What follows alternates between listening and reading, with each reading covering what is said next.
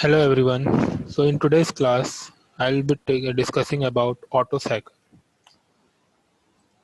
So Otto cycle is our second air standard cycle. In last class, we have studied about Carnot cycle. That is the most efficient cycle that we have seen. Next is Otto cycle. This is second air standard cycle. It is used in SI engine, spark ignition engine, or petrol engine. It is discovered at the year 1876.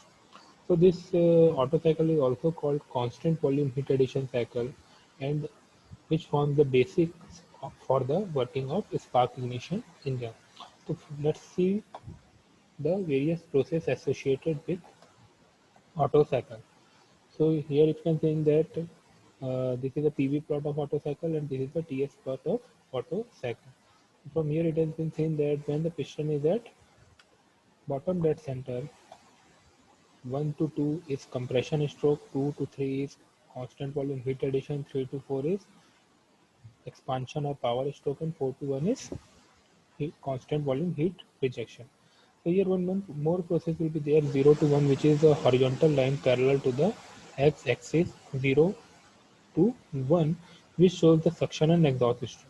So they nullify each other. So we are not talking about the suction and exhaust stroke. We are starting our cycle analysis from compression stroke.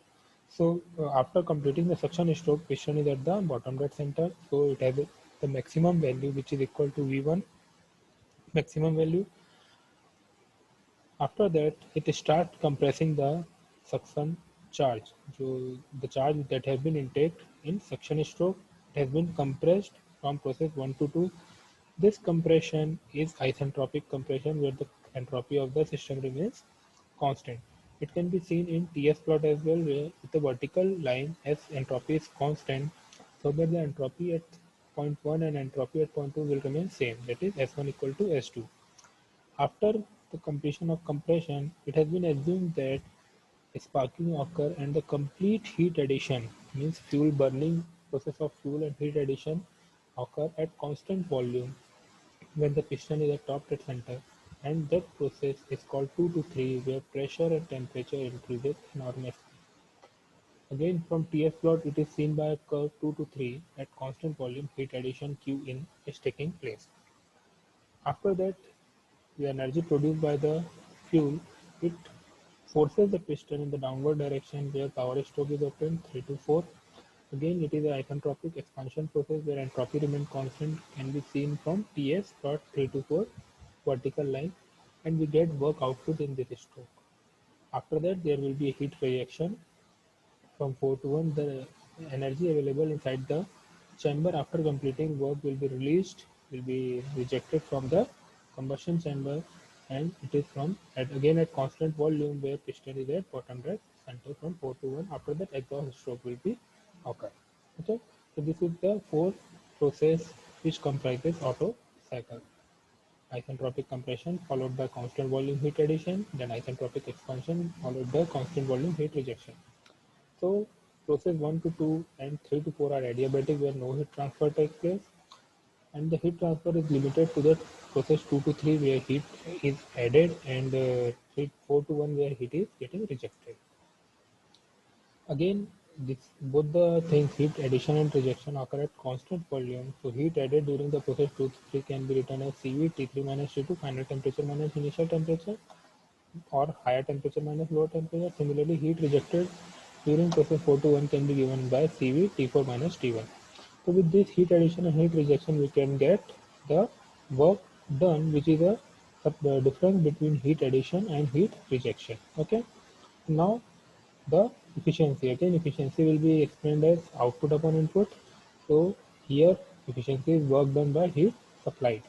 So work done, we have seen that CV T3 minus T2 minus CV T4 minus T1 upon heat added, heat supplied will be CV T3 minus T2. So when we solve this, we will get 1 minus CV will be cancelled out, 1 minus T4 minus T1 upon T3 minus T2.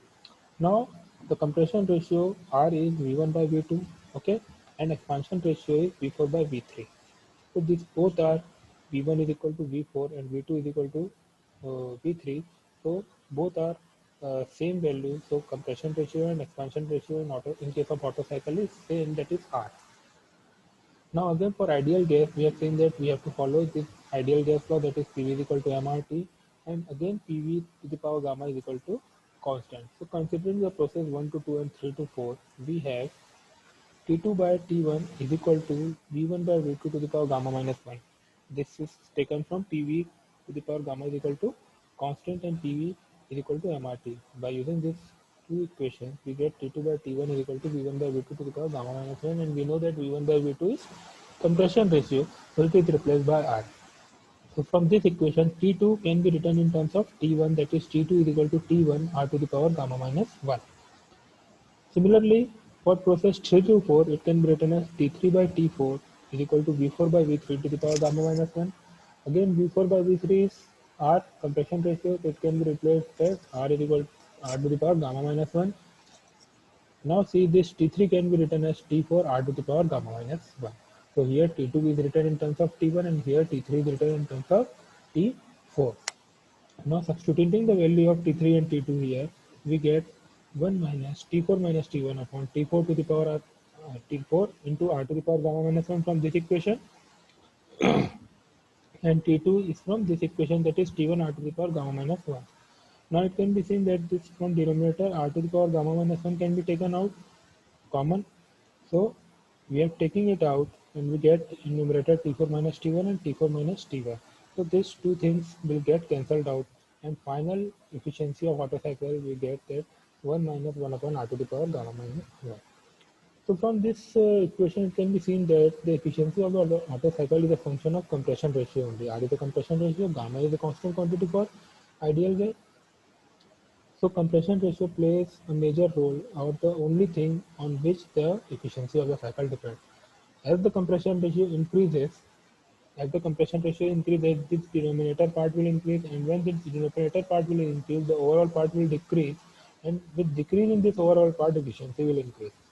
So with increase in compression ratio, efficiency of the cycle increases proportionally.